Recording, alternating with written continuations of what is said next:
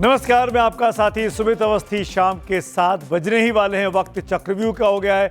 आइए शुरू करते हैं आज का शो। सबसे पहले वो कहानियां जिन पर आज आपने अपनी पसंद जाहिर की है। पहली कहानी थी कि तमिलनाडु में विजय पथ पर रेड कारपेट कब बिछेगा। विजय पथ पर जीत के बाद भी, विजय मिलने के बाद भी गवर्नर साहब न्योता क्यों नहीं दे रहे हैं। इस खबर को 20% लोग देखना चाहते हैं और शाम 7:28 पर डिटेल में हम आपको ये खबर दिखाएंगे। दूसरी खबर जो आज आई है वो बिहार में बाहर है, कैबिनेट में परिवार ही परिवार है। इस खबर को देखने के लिए 21% लोगों ने अपना वोट दिया है। इस पर आगे विस्तार से बात करते हैं। और तीसरी खबर थी कि पश्चिम बंगाल में ममता बनर्जी की हार का अखिलेश यादव पर साइड इफेक्ट क्या हुआ है। इस खबर को 26% लोग देखना चाहते हैं। बंगाल चुनावों का यूपी पर क्या असर होगा, आगे विस्तार से बात करता हूं। और जो खबर सबसे अधिक वोट पाकर नंबर 1 बनी है वो है हिंसा में जल रहा है बंगाल, पुलिस पर सीधे उठे हैं सवाल। इस खबर को देखने के लिए 33% दर्शकों ने अपनी दिलचस्पी दिखाई है और यही हमारी आज की लीड स्टोरी है। बंगाल हिंसा, पुलिस कहां। पश्चिम बंगाल की 10 करोड़ जनता आज एक ही सवाल पूछ रही है, हमारी सुरक्षा कौन करेगा।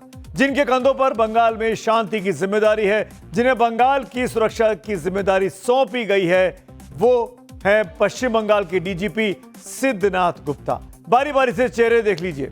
पश्चिम बंगाल के डीजीपी सिद्धनाथ गुप्ता, कोलकाता के पुलिस कमिश्नर अजय कुमार नंद और केंद्रीय सशस्त्र पुलिस बल के वरिष्ठ अधिकारी राजीव कुमार इन दिनों बंगाल की कानून व्यवस्था की जिम्मेदारी संभाल रहे हैं। चुनाव से पहले और चुनाव के बाद इन्हीं 3 अधिकारियों को पश्चिम बंगाल की कानून व्यवस्था की जिम्मेदारी केंद्रीय चुनाव आयोग ने सौंपी थी।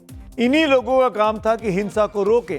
कल इन्हीं तीनों अधिकारियों ने बारी बारी से कोलकाता में प्रेस कॉन्फ्रेंस की, दावा किया कि सब कुछ ठीक है, किसी को कोई खतरा नहीं है।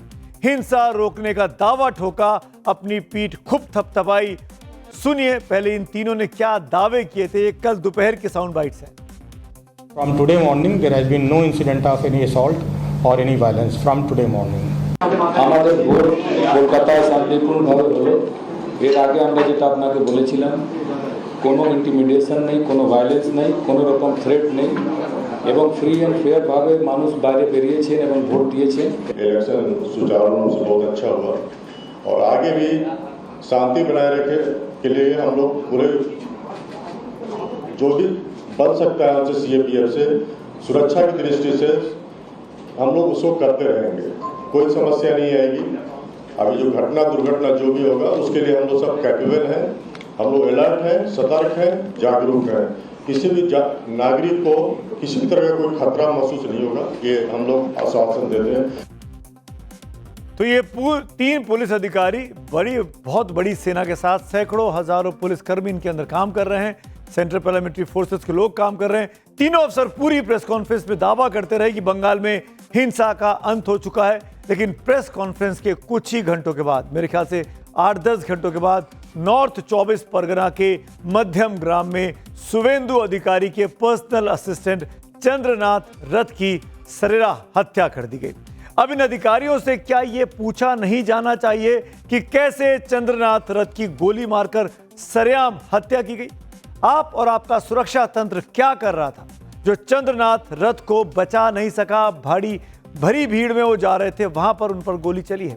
ऐसे अफसरों पर बंगाल की जनता भरोसा अब कैसे करेगी। चंद्रनाथ रथ की हत्या के बाद ऐसे सवालों की धार इन पुलिस अधिकारियों के लिए अब और तेज होती जा रही है। सवाल यह है कि बंगाल में सुरक्षा के पुख्ता इंतजाम होने के दावा करने के बावजूद हिंसा क्यों हो रही है। बंगाल पुलिस आखिर कर क्या रही है। पुलिस का खुफिया विभाग सोया है क्या।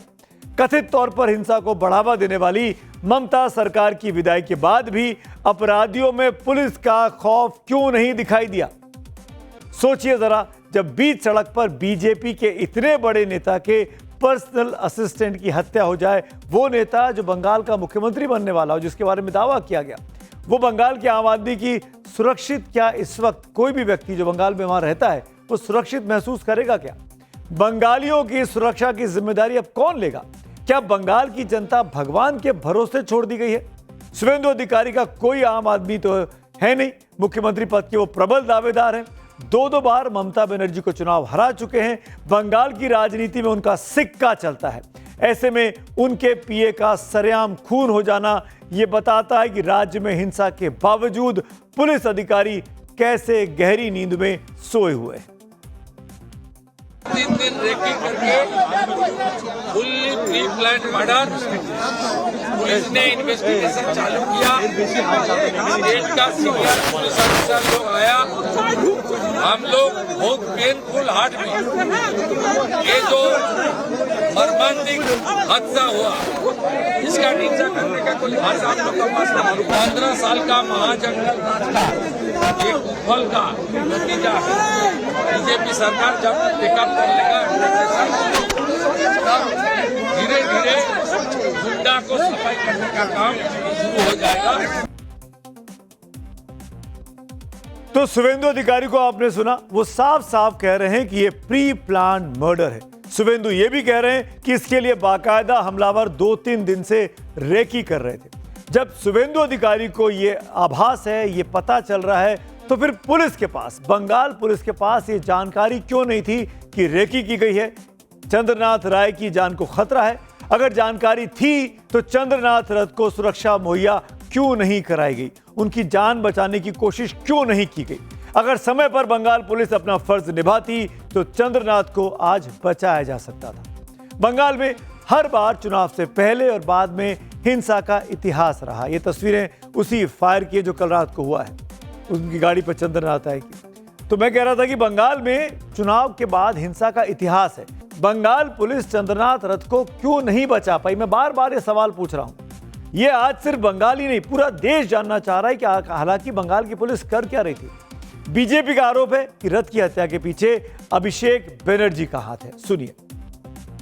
अभिषेक बनर्जी ने एक मैसेज दिया है कि भले हम हार गए हों लेकिन हम बंगाल को शांत करके रखेंगे, और वो मैसेज क्लियर है कि इस मैसेज को हम लोग ग्रहण करते हैं और उसका जवाब भी देना जानते हैं। 2 दिन बाद शपथ होने वाला है, उससे पहले इस तरीके से हत्या करना। देखिए, प्रोफेशनल शूटर को जो काम देता है ना, उसका डेट और टाइम फिक्स नहीं होता, वो अपने हिसाब से काम करता है।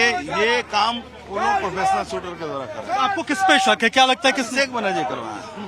पक्का आपको लगता है? पक्का उसने करा। शुभेंदु अधिकारी का क्या हाल है? बड़े अधिक मंत्री सारे लोग वहाँ मौजूद हैं। सारे लोग टूट चुके हैं।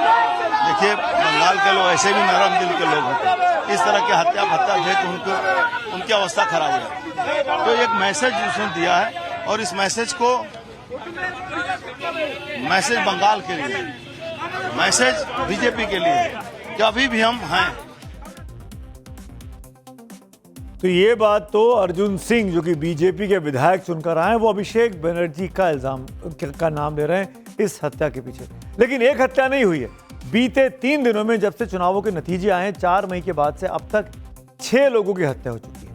जहां नतीजों के बाद की हिंसा में अब तक बीजेपी के 3 कार्यकर्ता मारे जा चुके हैं, जिसमें एक चंद्रनाथ रथ, जिनका नाम कोलकाता के राजरहाट से, एक और हत्या हुई थी न्यू टाउन में मधु मंडल, और हावड़ा के उदय नारायणपुर में यादव बार की हत्या की गई थी। ये 3 बीजेपी के कार्यकर्ता बताए गए। इसी तरीके से टीएमसी के भी 2 लोगों की हत्या हुई है। टीएमसी के जो दो कार्यकर्ता हैं, उनके नाम भी आपको पता होना चाहिए।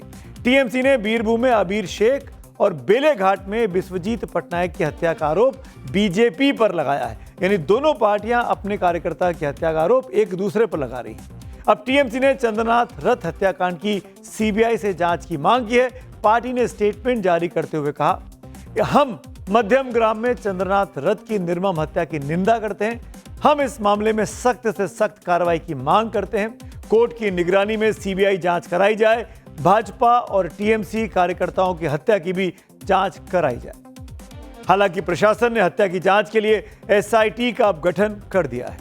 आईजी लेवल के अधिकारी एसआईटी को हेड करेंगे।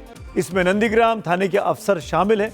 इनके साथ साथ टेक्निकल सेल के एक्सपर्ट भी इस टीम के सदस्य होंगे। चंद्रनाथ रथ हत्याकांड में पुलिस 3 लोगों को हिरासत में लेकर पूछताछ कर रही है। बुधवार रात करीब 10:30 बजे शुभेंदु अधिकारी के पीए चंद्रनाथ रथ की उस समय गोली मारकर हत्या कर दी गई, जिस वक्त वो कोलकाता से अपने घर स्कॉर्पियो से लौट रहे थे। एक कार ने पहले उनका रास्ता रोका, उसके बाद बाइक सवार हमलावर ने स्कॉर्पियो की बाईं तरफ से ताबड़तोड़ गोलियां बरसाकर उनको निशाने पर लिया। चंद्रनाथ के सीने से एक गोली आर पार हुई, एक पेट पे लगी। इस हमले में उनके ड्राइवर बुद्धदेव बेरा भी गोली लगने से गंभीर तौर पर घायल हुए। घटना के बाद हमलावर कार छोड़कर बाइक से फरार हो गए। घायलों को तुरंत नजदीकी अस्पताल ले जाया गया, जहां डॉक्टर्स ने चंद्रनाथ को मृत घोषित कर दिया। डॉक्टर का जो ड्राइवर है, डॉक्टर उसका इलाज कर रहे हैं। अपराधियों की कार का नंबर फर्जी निकला है, जैसा कि पुलिस बता रही है, और बाइक बिना नंबर प्लेट के थी। We have started the investigation. We have seized a vehicle which was used for the crime purpose. On investigation, it has been found that its number plate has been tampered. The vehicle, actually, the number plate that has been used belongs to a vehicle in Siliguri, but actually it is a tampered number. We have seized from the spot few fired cartridges as well as live rounds. मेरे life में ऐसा scene मैंने नहीं देखा है life में कभी। मतलब पहली बार तो हमने पिस्टल नहीं देखा है, गन कभी नहीं देखा है, ठीक है। जो पुलिस वालों के हाथ में देखते वही है। नॉर्मली ऐसे शूट आउट करने वाला गन, मतलब जो शूटर्स को हम पहली बार चल रहा था, क्या देखा आपने? हम नॉर्मली गाड़ी चला रहे थे, हमको पता भी नहीं था कि वो जैसे नॉर्मली कोई बाइक गाड़ी खड़ा किया सामने, नॉर्मली हो सकता है कोई मैंने तो यही सोचा था कोई पूछताछ कर रहा होगा, कोई पूछ रहा होगा, जैसे रास्ता पूछते ना, जैसे आप कभी भी अब आप ट्रैफिक में खड़े होते हो, कोई पीछे रास्ता पूछता है कि भाई इधर का रास्ता किधर है, हम तो यही सोच रहे थे। लेकिन वो आया, ऐसा किया और सीधा मैंने पिस्टल शीशा उतार के बात कर रहा था। नहीं, शीशा नहीं उतारा। वो पीछे से ही में था, शीशा उतारा नहीं, सीधा आया एकदम ठाए गोली चल रही। 4 व्हीलर सेम रास्ते से आ रहा था, वो क्रॉस करके सामने की तरफ आया, आकर के वो थोड़ा स्लो किया, इन्होंने भी गाड़ी स्लो किया। जो इनका जो ड्राइवर था ना, वो भी इनका गाड़ी के सामने, इनका गाड़ी के आगे 4 व्हीलर 10 मीटर की दूरी में वो ब्रेक लगाया, गाड़ी स्लो हुआ। जैसे ही गाड़ी स्लो हुआ, पीछे से जो बाइक आ रहा था ना, वो क्रॉस करके आ रहा था, मेरे को क्रॉस किया। मुझे क्या पता, एकदम नॉर्मल लड़का था, पतला सा एक लड़का था, ठीक है, हेलमेट लगा हुआ था। आगे आया, मतलब आके वो जैसे लगता है हम लोग को कई बार हेलमेट पहना हुआ था। वो हेलमेट पहना हुआ था लड़का जिसने गोली चलाया, जो गोली चलाया। आके बाकी सब लोग नहीं, बाकी कोई नहीं था। मेरे को वो लड़का बाइक तो एक ही था। सूत्रों के मुताबिक चंद्रनाथ को गोली मारने के लिए हमलावरों ने जिस हथियार का इस्तेमाल किया था, वो ऑस्ट्रेलियन ग्लॉक पिस्टल थी। इस तरह के मॉडर्न हथियार का इस्तेमाल कोई आम अपराधी नहीं करता है। जिस तरह से हमला हुआ, उसे कोई प्रोफेशनल शूटर ही अंजाम दे सकता था। ऐसे में अब कई सवाल और खड़े हुए हैं। हमलावरों के पास आखिरकार ऑस्ट्रेलियन मेक की ये पिस्टल कहां से आई? चंद्रनाथ राय की रथ की हत्या की वजह क्या राजनीतिक रंजिश है? आखिर किसके इशारे पर इस हत्याकांड को अंजाम दिया गया? जब रेकी की गई थी तो पुलिस के खुफिया के विभाग के लोग क्या कर रहे थे? फोरेंसिक जांच में पता चला है कि चंद्रनाथ को गोलियां बिल्कुल सटीक निशाना लगाकर दागी गई, खासकर उसी खिड़की पर जहां चंद्रनाथ बैठे थे। यानी हमलावरों को यह पता था कि चंद्रनाथ किस तरह बैठकर इस गाड़ी में यात्रा कर रहे हैं। पोस्टमार्टम डॉक्टर ने किया, डॉक्टर लोग ने बाहर आकर बोला उनका बॉडी से 4 बुलेट निकला। सब हार्ट जो है हमारी, हार्ट का माने अगल बगल में जितना भी पैसेज है सबको टारगेटेड करके किया है, और बहुत क्लोज मर्डर है, बहुत नजदीक से गोली किया है। और पूरा जैसे ओटी का पहले डॉक्टर ने पिन पॉइंट करता है ना, ये लोग भी पिन पॉइंट किया कहाँ गोली करने से उसको तुरंत मौत हो जाएगा, ये पूरा प्लान करके किया। और अब आपको वो तस्वीरें देखनी चाहिए जब से कुछ देर पहले ही हमको प्राप्त हुई है। चंद्रनाथ रथ के पार्थिव शरीर को अंतिम संस्कार के लिए उनके पैतृक स्थान लाया गया, जहां बीजेपी कार्यकर्ताओं ने उन्हें श्रद्धांजलि दी। उनको बीजेपी के झंडे में उनके पार्थिव शरीर को लपेटा गया था। शुभेंदु अधिकारी के साथ चंद्रनाथ पिछले 5 सालों से काम कर रहे थे। इससे पहले चंद्रनाथ और उनका परिवार टीएमसी से जुड़ा था। उनकी मां पंचायत समिति की सदस्य तक रह चुकी है। जब शुभेंदु बीजेपी में शामिल हुए तो चंद्रनाथ भी उनके साथ बीजेपी में आ गए थे। उन्हें शुभेंदु अधिकारी की सियासत का सबसे मजबूत सिपाही माना जाता था।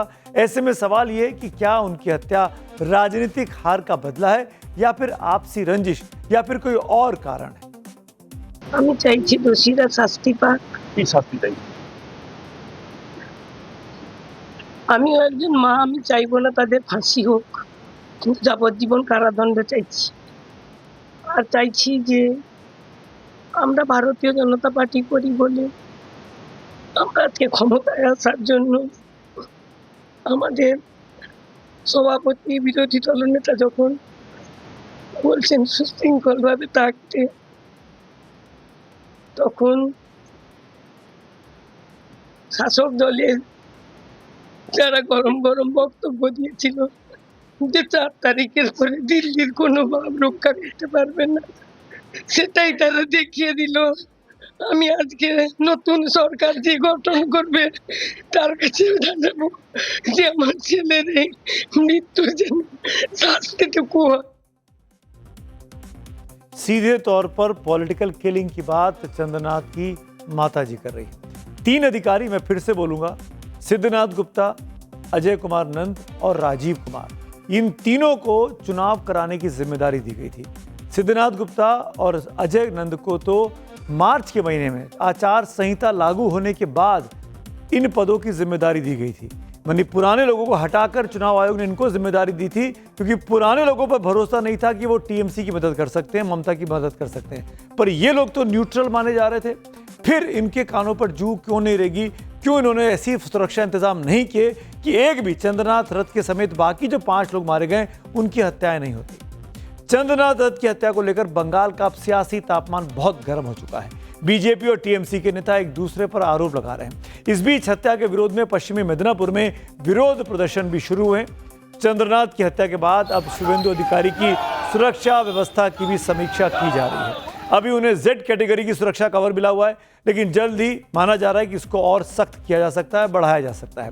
बंगाल में 15 सालों के बाद सत्ता परिवर्तन हुआ है, लेकिन बंगाल के नाम पर हिंसा के दाग अभी भी लग रहे हैं। ऐसे में नई सरकार के लिए सबसे बड़ी चुनौती यह साबित करने की है कि वो शासक नहीं बल्कि व्यवस्था भी बदलेंगे।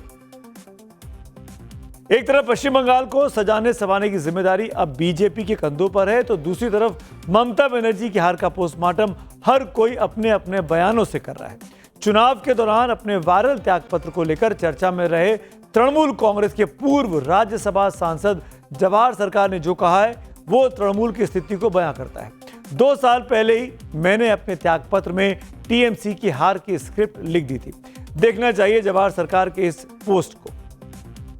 I don't know whether anyone else has resigned as MP, I'm not sure, but it became so bad. And in that resignation letter which went viral, I made out those points. Corruption, dadagiri, mismanagement, partisanship, people wild at BJP leaders with one-room, thatched rooms, owning 3-storied buildings. People are wild. I've said it all because I had nothing to say. तो TMC में किस तरीके से उनकी नहीं सुनी जा रही थी, कुछ खास लोगों का दबदबा था, ये साफ साफ इल्जाम लगा रहे हैं जवाहर सरकार, जो कि पूर्व आईएएस अधिकारी रहे। आज समाजवादी पार्टी के अध्यक्ष अखिलेश यादव ममता बनर्जी से मिलने कोलकाता के उनके घर पहुंचे। वहां ममता के भतीजे अभिषेक बनर्जी ने अखिलेश को गले लगाकर स्वागत किया। यहां तक कि खुद ममता बनर्जी भी अखिलेश की अगवानी करने के लिए अपने घर के मुख्य दरवाजे तक आए। अखिलेश शॉल लेकर गए थे।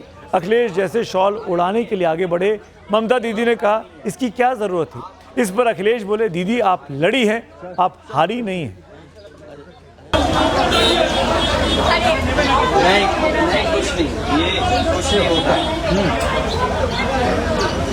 देखिए आप इतना अच्छा लड़े, उससे आप हारे नहीं है। नहीं, आप हारे नहीं है, आप हारे नहीं है, हारे नहीं है। बंगाल चुनावों में करारी हार के बाद अखिलेश यादव विपक्ष वाले इंडिया गठबंधन के पहले नेता हैं जो ममता बनर्जी से मिलने कोलकाता पहुंचे। अखिलेश यादव बंगाल चुनाव के नतीजे आने के अगले दिन 5 मई को ही कोलकाता जाने वाले थे, लेकिन खबर आई कि ममता ने उन्हें आने से उस वक्त मना कर दिया था। अखिलेश चुनाव में प्रचार करने के लिए बंगाल नहीं गए थे, लेकिन सोशल मीडिया के जरिए ममता बनर्जी के पक्ष में वो लगातार माहौल बनाते रहे। आज कोलकाता पहुंचकर एक बार फिर ममता के पक्ष में रहते हुए बीजेपी को अपने निशाने पर लिया। अखिलेश बोले, पहले यूपी में बेईमानी की, अब बंगाल का पूरा चुनाव लूटा है। जनता पार्टी पावर के लिए, अपनी ताकत के लिए किसी भी सीमा तक जा सकती है, कोई भी कानून नियम तोड़ सकते हैं, और उत्तर प्रदेश में हम लोगों ने बड़े करीब से देखा। मुझे उम्मीद है कि देश की जनता इसके बाद जाग जाएगी। जो बंगाल में हुआ है, जो बंगाल को सेंट्रल फोर्स से क्या आप कल्पना कर सकते हैं कि 3 लाख सेंट्रल फोर्स भेजी गई और चिन्हित करके अधिकारियों को पोस्ट किया गया। सुनने में तो ये भी आया कि अधिकारियों को लालच दिया गया है कि चुनाव जिता दो तो हम आपको अच्छा पद देंगे, और आप यकीन करना, देख लेना आप जो यहाँ से चुनाव करा कर जा रहे हैं अधिकारी बड़े, कुछ न कुछ लाभ का पद पाएंगे। इस बीच एक और बड़ी खबर आ गई है। आज आखिरी दिन है वर्तमान विधानसभा का। इस बीच पश्चिम बंगाल के गवर्नर ने एक बहुत बड़ा फैसला किया। ममता बनर्जी का पूरा मंत्रिमंडल बर्खास्त कर दिया गया है। ममता के इस्तीफा न देने पर यह बर्खास्त किया गया। गवर्नर RN रवि ने पूरे मंत्रिमंडल को बर्खास्त करने का फैसला किया है। ममता ने इस्तीफा देने से 2 दिन पहले इनकार कर दिया था। उन्होंने कहा था वो हारी नहीं है, उनको हराया गया है। संविधान के अनुच्छेद 174 2B के तहत राज्यपाल ने यह फैसला किया। राज्यपाल ने पश्चिम बंगाल विधानसभा को भंग कर दिया। 2027 के यूपी विधानसभा चुनाव से पहले अखिलेश यादव और ममता बनर्जी की आज की मुलाकात काफी अहम मानी जा रही है। सवाल सिर्फ मुलाकात भर का नहीं है, सवाल उस सियासी कनेक्शन का है जो बंगाल से यूपी तक फैला है। इस मीटिंग को लेकर बीजेपी के नेताओं ने क्या कुछ कहा है, पहले ये सुन लीजिए। 0 + 0 = 0, 0 = 0, रिजल्ट इज 0। अब अखिलेश जी तो पहले आए थे, दीदी को हरा के गए, अब बचा ही क्या है, कुछ तो है नहीं। ममता बनर्जी और अखिलेश यादव के बीच हमेशा से बेहतरीन तालमेल रहा। इसी सियासी कनेक्शन को और गाढ़ा करने का काम आईपैक को भी करने के लिए लगाया गया था। लेकिन ममता दीदी की शिकस्त के बाद चुनावी रणनीति बनाने वाली यह संस्था आईपैक से अखिलेश यादव ने अब दूरी बना ली है। अब योगी सरकार के मंत्री ओम प्रकाश राजभर ने ऐसा आरोप लगाया है जिसके बाद आईपैक अचानक उत्तर प्रदेश की राजनीति में विवाद का विषय बन गई है। कल ही अखिलेश यादव ने आईपैक के साथ समाजवादी पार्टी के चुनावी समझौते को तोड़ने का ऐलान किया और अब राजभर ने इसे एक नया एंगल दे दिया है। यूपी में मंत्री OP राजभर ने दावा किया आईपैक की फंडिंग कथित तौर पर पश्चिम बंगाल के कोयला घोटाले से जुड़ी थी और बंगाल में सत्ता बदलने के बाद यह फंडिंग रुक गई। ओम प्रकाश राजभर ने आईपैक कंपनी और अखिलेश यादव के बारे में सोशल मीडिया पर क्या लिखा है, ये आपको बता देता हूं। आज बताता हूं अखिलेश यादव के आईपैक को हटाने की कहानी। ममता दीदी ने आईपैक के नाम की एक पॉलिटिकल स्ट्रेटजी कंपनी हायर की। उस कंपनी को काम देने के साथ ही ममता दीदी ने यूपी में सपा के लिए कॉम्प्लीमेंट्री काम करने का निर्देश दिया। मीडिया रिपोर्ट के अनुसार आईपैक की पूरी फंडिंग पश्चिम बंगाल में ममता की सरकार में हुए 2700 करोड़ से ज्यादा के कोयला घोटाले से होनी थी। तमाम जांचों में यह बात सामने आई कि हवाला के जरिए आईपैक को फंडिंग हो रही थी और ब्लैक मनी को वाइट किया जा रहा था। पश्चिम बंगाल के कोयला घोटाले का यही फंड हवाला के जरिए आईपैक के यूपी विंग को आना था जो सपा के लिए चुनावी जमीन तैयार करता। अखिलेश जी के लिए दुखद घटना यह हो गई कि पश्चिम बंगाल में ममता दीदी हार गई। अब घोटाले का फंड यूपी कैसे आ सकता था जब सरकार ही नहीं बची, और यही वजह कि 2.5 महीने आईपैक से काम कराने के बाद अखिलेश जी ने आईपैक को नमस्ते कर दिया। जवाब दीजिए अखिलेश जी, OP राजभर ने यह ट्वीट किया है। अब आगे बढ़ते हैं आज की अगली कहानी की ओर। अपने जूनियर NTR का नाम सुना होगा। राजनीति में ऐसे नाम दक्षिण भारत में खूब पॉपुलर रहे, लेकिन आज उत्तर भारत में भी इसकी एंट्री हो गई है। बिहार की राजनीति में जूनियर NK की एंट्री हुई है। NK से कंफ्यूज मत होइएगा, NK यानी नीतीश कुमार और जूनियर NK यानी उनके बेटे निशांत कुमार। निशांत आज बिहार सरकार में मंत्री बन गए, स्वास्थ्य मंत्री बनाए गए हैं, वो भी बगैर किसी सदन का सदस्य होते हुए। यानी अभी वो विधायक भी नहीं है, MLC भी नहीं है, पर स्वास्थ्य मंत्री बन चुके हैं। चर्चा तो डिप्टी CM बनाए जाने की थी, फिलहाल स्वास्थ्य मंत्री का पदभार मिला है, यानी ट्रायल शुरू हो चुका है। आपको याद दिला दूं, RJD-JDU सरकार में लालू यादव के बड़े बेटे तेज प्रताप को भी पहली बार स्वास्थ्य मंत्री ही बनाया गया था। निशांत कुमार की राजनीति में आए अभी 8 हफ्ते हुए हैं। न कोई चुनाव उन्होंने लड़ा है, न जनता से कभी वोट मांगा है, बस सीनियर NK का आशीर्वाद लिया, यानी पिताजी का आशीर्वाद लिया, पैर छुए और शपथ ग्रहण के मंच पर माइक थमा दिया गया। सुनिए।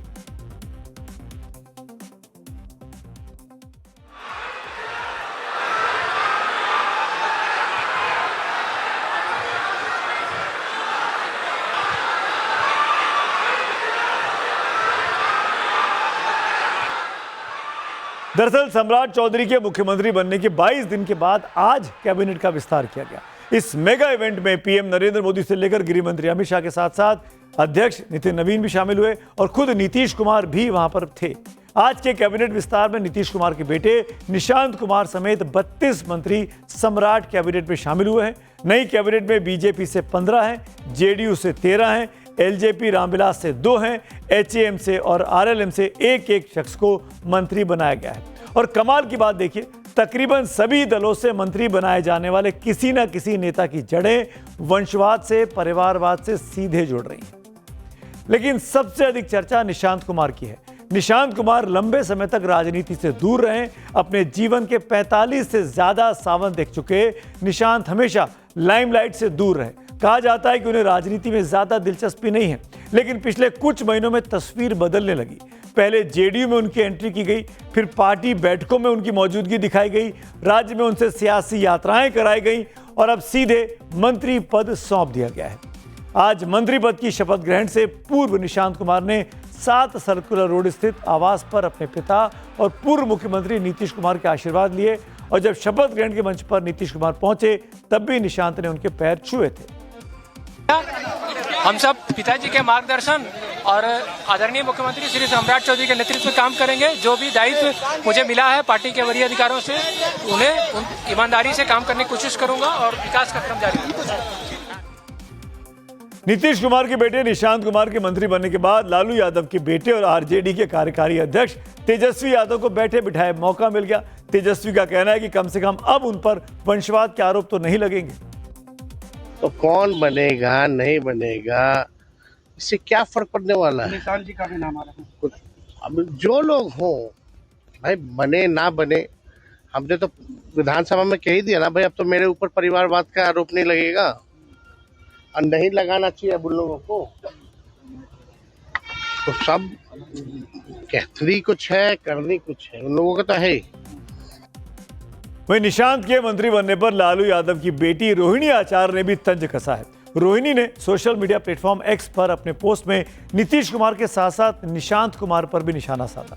रोहिणी ने लिखा, बिना चुनाव लड़े चोर दरवाजे से मंत्रिमंडल में शॉर्टकट एंट्री पाने के लिए भाई निशांत को बधाई, शुभकामनाएं और एंट्री दिलाने के लिए असलियत में अनैतिकता के शिखर पुरुष मगर स्वयंभू नैतिक पुरुष चाचा जी को भी ढेरों बधाई। 2005 से पहले ये सब भी नहीं होता था चाचा, रंग बदलू जी। शपथ ग्रहण समारोह के मंच पर नीतीश कुमार भी मौजूद रहे। आपको याद होगा, ये वही नीतीश कुमार हैं जो कभी लालू परिवार पर वंशवाद का तीर तलवार लेकर टूट पड़ते थे। आज वो खुद ही परिवारवाद का परचम लहराने में कोई संकोच नहीं कर रहे थे। आज जो उसको हटना पड़ा था तो अपनी पत्नी को, अपने वाइफ को वहीं पर बनवाया था। तो यही सब न धंधा करता है। इसलिए आप उन लोगों का जान लीजिए, किसी के लिए कोई नहीं काम किया, आज सब अपने परिवार के लिए काम कर रहा। अभी आप हम लोगों को देख लीजिए, कोई अपने परिवार के लिए काम नहीं करता है। परिवार, कोई भी परिवार करने के लिए, और सब के सब ये लोग आप जान लीजिए अपने परिवार का, पत्नी का बनाया, बेटा बेटी यही कर रहा, तो गड़बड़ कर रहा है। नीतीश कुमार परिवारवाद की मुखालफत करते थे। पुरानी साउंड बाइट हमारी टीम ने निकाल के आपको सुनाई और आज वो परिवारवाद के सहारे अपने बेटे को स्थापित कर रहे हैं। देश की राजनीति में वंशवाद कैसे अनिवार्य बुराई बन चुकी है, उसकी सैंपलिंग आज सम्राट चौधरी के मंत्रिमंडल में साफ साफ दिखाई दी। सम्राट की टीम में 3 पूर्व मुख्यमंत्रियों के बेटे मंत्री बनाए गए, वहीं 2 पूर्व केंद्रीय मंत्रियों की संतानों को भी जगह मिली है। देखिए जरा, निशांत कुमार पूर्व मुख्यमंत्री नीतीश कुमार के बेटे हैं जो जेडीयू कोटे से शामिल हुए हैं। संतोष कुमार सुमन पूर्व मुख्यमंत्री जीतन राम मांझी के बेटे हैं जिन्हें हिंदुस्तानी आवाम मोर्चा से दोबारा मंत्री बनाया गया है। नीतीश मिश्रा जो पूर्व मुख्यमंत्री जगन्नाथ मिश्रा के बेटे हैं, उन्हें भी शपथ दिलाई गई है। यहां तक कि खुद मुख्यमंत्री सम्राट चौधरी के पिता शकुनी चौधरी भी राजनीति से जुड़े रहे, तो वंशवाद का आरोप तो सम्राट चौधरी जी पर भी लगता है। बीजेपी की रमा निषाद पूर्व केंद्रीय मंत्री कैप्टन जयनारायण निषाद की बहू हैं। दीपक प्रकाश आरएलएम के कोटे से मंत्री बने हैं और उपेंद्र कुशवाहा के बेटे हैं, पूर्व केंद्रीय मंत्री के। जेडीयू के अशोक चौधरी पूर्व मंत्री महावीर चौधरी के बेटे हैं, वो भी मंत्री बने। एक और नाम शेषी सिंह का, वो पूर्व केंद्रीय मंत्री स्वर्गीय दिग्विजय सिंह की सुपुत्री हैं, वो भी आज शपथ ले चुकी है। यानी भारतीय राजनीति में वंशवाद अब एक शाश्वत शब्द बन गया है जिस पर हर पार्टी हमला भी करती है और मौका मिलते ही उसको गले भी लगा लेती है। और अब बात करते हैं आज की अगली स्टोरी की। रियल लाइफ में हर फिल्म लास्ट में बड़े से बड़े हर फिल्म में लास्ट में बड़े से बड़े विलेन को धूल चटाने वाले अभिनेता से नेता बने थलपति विजय को समझ में आने लगा होगा कि रियल लाइफ का क्लाइमैक्स कितना उलझा होता है। सत्ता के बेहद करीब पहुंचकर भी सीएम की कुर्सी 3 दिन बाद भी उनसे बहुत दूर दिखाई देती है। तमिलनाडु की जनता ने अपना फैसला सुना दिया, लेकिन सत्ता की दहलीज पर आकर विजय के शपथ कार्यक्रम में पेंच अब फंसाए जा रहे हैं। कौन है जो ये अड़ंगे लगा रहा है? राज्यपाल से 2 मुलाकातों के बाद भी शपथ ग्रहण का न्योता क्यों नहीं मिल रहा है? कई गंभीर सवाल खड़े हो रहे हैं। आज चक्रव्यूह में सबसे बड़ा सवाल, विजय पथ पर रेड कारपेट कब बिछेगा? तमिलनाडु विधानसभा चुनाव में सबसे बड़ी पार्टी बनकर उभरी तमिलगा वेत्री कड़गम यानी टीवीके के लिए सरकार बनाने की राह कांटों भरी नजर आ रही है। पार्टी चीफ और एक्टर जोसेफ विजय चंद्रशेखर ने आज लगातार दूसरे दिन चेन्नई में लोक भवन पहुंचकर राज्यपाल से राजेंद्र आर्लेकर साहब से मुलाकात की। करीब 1 घंटे की मुलाकात के बाद राज्यपाल ने साफ कर दिया कि तमिलनाडु में एक स्थिर सरकार की जरूरत है और अभी विजय के पास बहुमत का आंकड़ा नहीं है।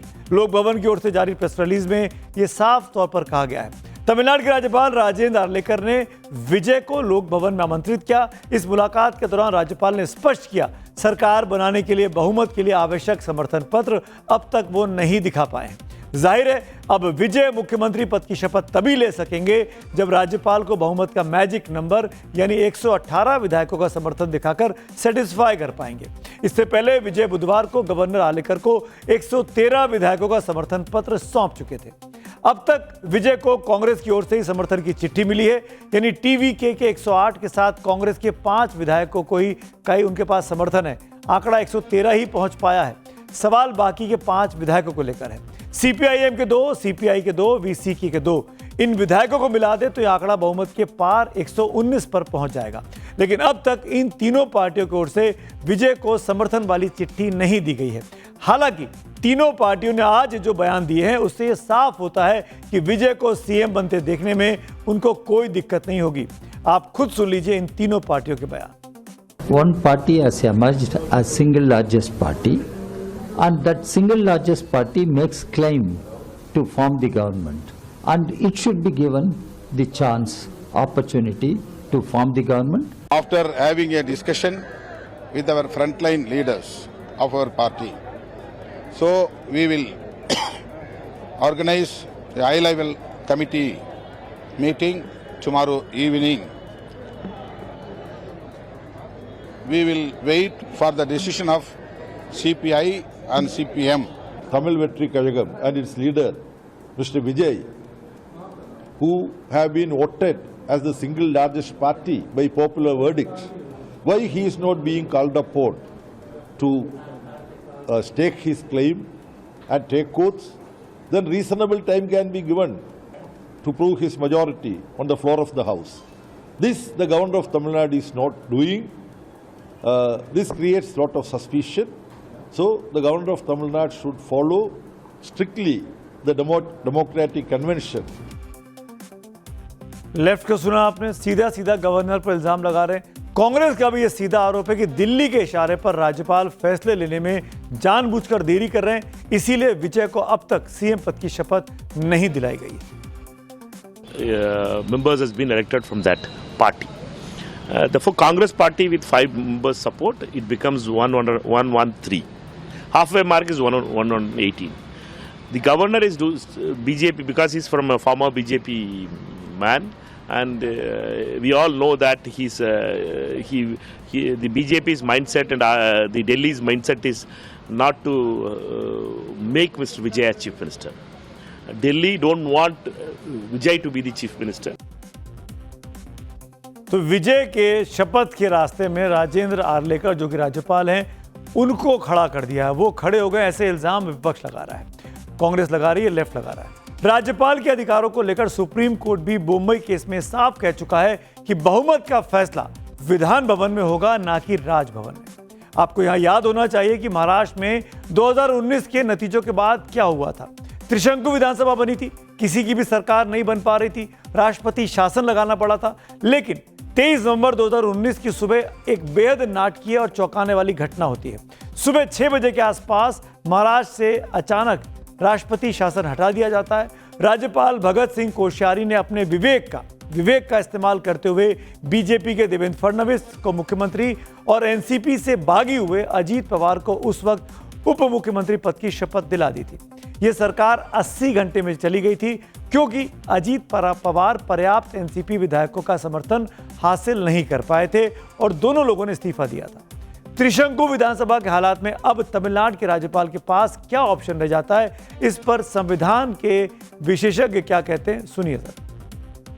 राज्यपाल मेरे हिसाब से संवैधानिक गलती कर रहे हैं। ऐसे ही गलती राज्यपाल बूटा सिंह ने बहुत पहले किया था, जब बिहार में उन्होंने सरकार बनाने को किसी को न्योता नहीं दिया था और फिर उसे प्रेसिडेंट्स रूल लागू किया था। तब यहाँ सुप्रीम कोर्ट ने उन्हें बहुत कड़ी फटकार लगाई, इतनी कड़ी फटकार लगाई कि उस वक्त के जो प्रेसिडेंट थे, प्रेसिडेंट एपीजे अब्दुल कलाम, वो खुद इस्तीफा देना चाहते थे। सरकार जो चुनी हुई सरकार है, चाहे कोई भी हो, उनसे सिर्फ एक ही सवाल पूछा जाता है, आप बहुमत साबित कीजिएगा और साबित कीजिएगा लेजिस्लेचर के फ्लोर पे। कांग्रेस विजय की पार्टी टीवीके को सरकार बनाने में सपोर्ट कर रही है। इस बीच कांग्रेस की नेता है, प्रवक्ता है रागिनी नायक, उन्होंने ये पुरानी तस्वीर कोई है उनके पास सोशल मीडिया पर, आज उन्होंने इसको शेयर किया। पोस्ट में रागिनी नायक ने लिखा है कि पुराना नाता है, 12-13 साल पुरानी इस फोटो में तब के एनएसयूआई के नेशनल ऑफिस बियरर्स विजय के साथ कंधे से कंधा मिलाकर खड़े हैं। रागिनी ने यह भी लिखा कि बीजेपी और संघ समर्थक इसे अचानक गठबंधन बता रहे हैं, जबकि विजय का कांग्रेस से रिश्ता काफी पुराना है। ये विजय है और ये रागिनी है। इस तस्वीर में करीब 13 साल पुरानी तस्वीर है और ये भी कांग्रेस के साथ रबी आदिन है इस तस्वीर में। तमिलनाडु में सरकार को लेकर जारी सस्पेंस के बीच एक और दावा किया जा रहा है और वो ये है कि कर्नाटक महाराज जैसी अनहोनी, यानी जब दुश्मन गले मिल जाए, अगर विजय बहुमत साबित नहीं कर पाते और राज्यपाल उन्हें ज्यादा समय नहीं देते तो तमिलनाडु में वही हो सकता है जैसा 2018 के कर्नाटक और 19 के महाराष्ट्र में देखने को मिला था। यानी कि सिनेरियो ये हो सकता है कि 1967 से एक दूसरे की कट्टर दुश्मन रही डीएमके, जिसके 59 विधायक हैं, और एआईएडीएमके, जिसके 47 विधायक हैं, वो हाथ मिला ले। मकसद एक नई तीसरी शक्ति यानी टीवीके को सत्ता से बाहर रखना हो। हालांकि दोनों हाथ मिला भी लें तब भी वो 106 तक ही पहुंचेंगे, यानी बहुमत से 12 विधायकों की कमी। ये सरकार बनाना दूर की कौड़ी दिखाई देता है। इतिहास गवाह है कि जिस तरह कर्नाटक में बीजेपी को रोकने के लिए कांग्रेस जेडीएस मिले थे, महाराष्ट्र में शिवसेना एनसीपी कांग्रेस ने महाविकास अघाड़ी बना ली थी, वैसे ही कुछ द्रविडियन फ्रंट विजय को रोकने के लिए कर सकता है। दावा है कि दोनों दलों के नेताओं के बीच बैक चैनल बातचीत चल रही है। सूत्रों का कहना है कि एक प्रस्ताव पर चर्चा भी हुई है जिसमें एआईएडीएमके सरकार बनाए और डीएमके बाहर से समर्थन दे। छोटे दलों का समर्थन भी उनको मिल जाए ताकि वो बहुमत का आंकड़ा जुगाड़ सकें। और एआईएडीएमके ने अपने तमाम विधायकों को एक रिजॉर्ट में इस वक्त जाने को बोल दिया, सबको एक साथ एक जगह रखा गया है। आपको चक्रव्यूह में कल ही मैंने बताया था कि किस तरह तमिलनाडु में टीवीके की जीत की बड़ी वजह सिर्फ विजय की लोकप्रियता नहीं है, बल्कि उनकी पार्टी के चुनावी वायदे रहे हैं। विजय के मैनिफेस्टो में फ्री बिजली, कर्ज माफी, महिलाओं के लिए मंथली कैश और युवाओं के लिए बेरोजगारी भत्ते समेत कई स्कीम शामिल थी। अगर सब मिलाकर देखें तो इससे तमिलनाडु के सरकारी खजाने पर 1 लाख करोड़ रुपए से ज्यादा का बोझ पड़ सकता है। इस बात से कोई इंकार नहीं कर सकता कि तमिलनाडु देश का बेहद समृद्ध राज्य है। RBI, reserve bank of India के आंकड़ों के मुताबिक 2024-25 में तमिलनाडु का gross state domestic product 31,19,000 crore रुपए था और ग्रोथ रेट 16%, जो कि यूपी और गुजरात से कहीं ज्यादा है। लेकिन बड़ा सवाल है कि विजय कैसे अपने चुनावी वादों को पूरा करेंगे, क्योंकि 2025-26 के राज्य बजट में 3,31,569 करोड़ का रेवेन्यू मिला। डीएमके सरकार में इसका 19.7% हिस्सा यानी 65,167 करोड़ सब्सिडी और वेलफेयर स्कीम पर खर्च किया। लेकिन अगर विजय अपने सभी चुनावी वादे पूरा करते हैं तो तमिलनाडु के खजाने पर यह खर्चा बढ़कर 99,057 करोड़ रुपए तक हो जाएगा, जो कुल राजस्व का 29.8% है। यानी बहुत बुरी अर्थव्यवस्था में तमिलनाडु जा सकता है।